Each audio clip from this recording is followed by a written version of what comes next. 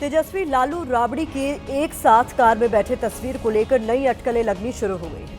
अटकलें ये कि क्या लालू और राबड़ी तेजस्वी के साथ हैं और बेटी रोहिणी आचार्य को अकेले छोड़ दिया गया है।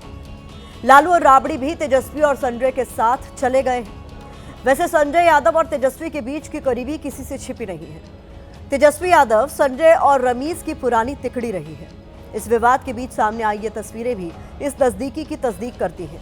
किसी फोटो में तेजस्वी रमीज के साथ हैं तो कई तस्वीरें ऐसे हैं जिसमें संजय यादव और रमीज साथ साथ नजर आ रहे हैं। तेजस्वी के साथ आने से जैसे इनके दिन बदल गए। प्राइवेट जेट से लेकर ये यॉट तक पर मौज मस्ती करते हुए नजर आए। इसके अलावा ये तस्वीर देखिए। तस्वीर में दिख रहे शख्स का नाम गुड्डू है। ये तेजस्वी का हेल्पर रहा है, लेकिन जलवा ऐसा है कि ये भी लंदन में छुट्टियां मना रहा है और प्राइवेट जेट से सफर कर रहा है। अब इन्हीं तस्वीरों के बहाने रोहिणी आचार्य हमला कर रही हैं और इन लोगों पर यह आरोप लगा रही हैं कि उनके भाई तेजस्वी यादव को हाईजैक कर लिया इन लोगों ने। चुनाव में पार्टी की टिकट बंटने से लेकर प्रचार तक संजय यादव और रमीज की भूमिका रही है, इसलिए हार की जिम्मेदारी भी इनकी है।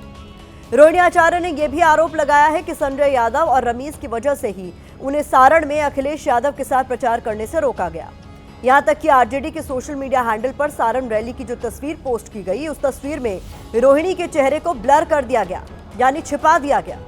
रैली के दौरान रोहिणी जीप पर तेजस्वी और अखिलेश यादव के बीच खड़ी थी। दूसरी तस्वीर देखिए। जब इस रैली की तस्वीरें सोशल मीडिया पर शेयर की गई, तब रोहिणी आचार्य के चेहरे को ब्लर कर दिया गया। हालांकि संजय यादव को लेकर लालू परिवार में संग्राम चुनावी हार के बाद शुरू नहीं हुआ है, बल्कि इसकी शुरुआत चुनावी मौसम की शुरुआत से पहले ही हो गई थी।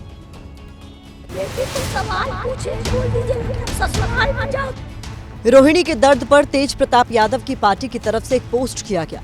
पोस्ट में लिखा, बहनों का दर्द क्या होता है तेजस्वी क्या समझेगा, क्योंकि बहन का मतलब मैं समझता हूं। 7 बहनों के बाद एक भाई पैदा हुआ था, दुआओं से, मन्नतों से और पूरे घर की खुशियों के बीच में सबका लाडला था, सबकी आंखों का तारा। लेकिन आज क्या हो रहा है?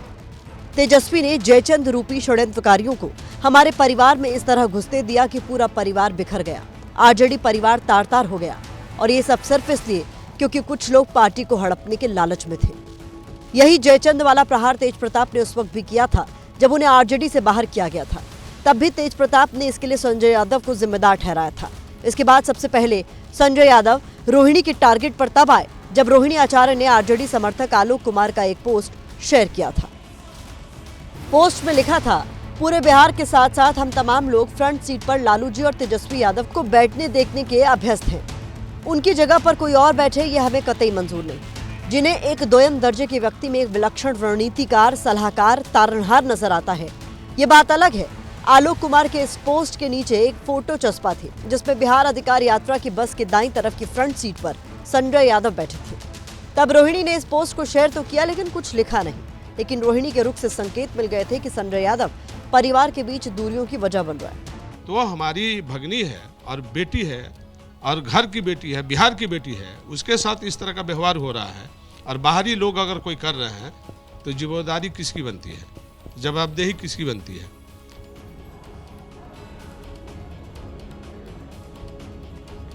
इतने बिगड़ जाएंगे कि घर की लड़ाई बाहर आ जाएगी। ठीक है, आपके और तेजस्वी के बीच मतलब घर, वो मेरा भाई है, छोटा भाई है, मेरा बेटा जैसा है वो। बचपन से हम उसको देखे हैं, दोनों भाई, चाहे मेरी बहनें भी हैं। परिवार में कभी कुछ हो सकता है क्या? एंड परिवार में कभी मनमुटाव हो सकता है?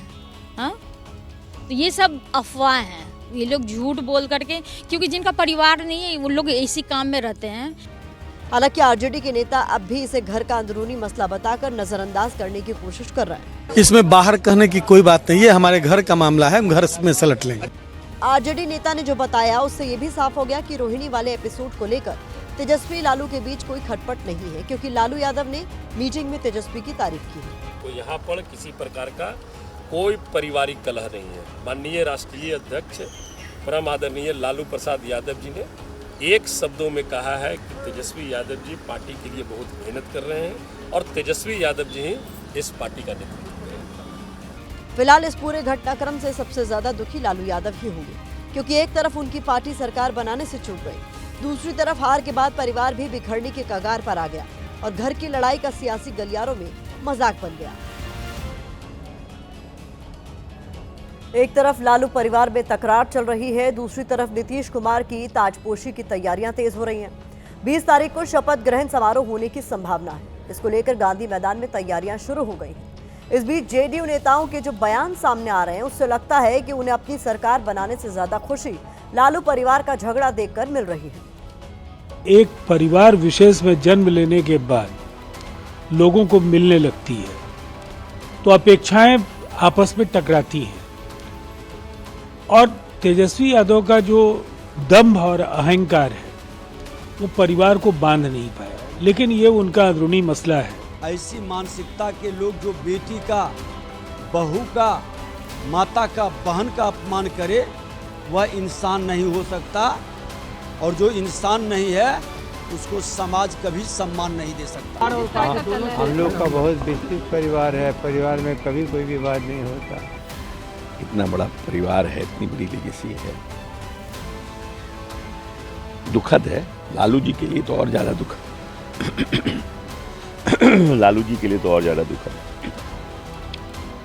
सब कुछ उनको इसी जगह झेलना पड़ रहा है। लालू जी, राबड़ी जी लाचार हो गई हैं। कौन है ये रमीज?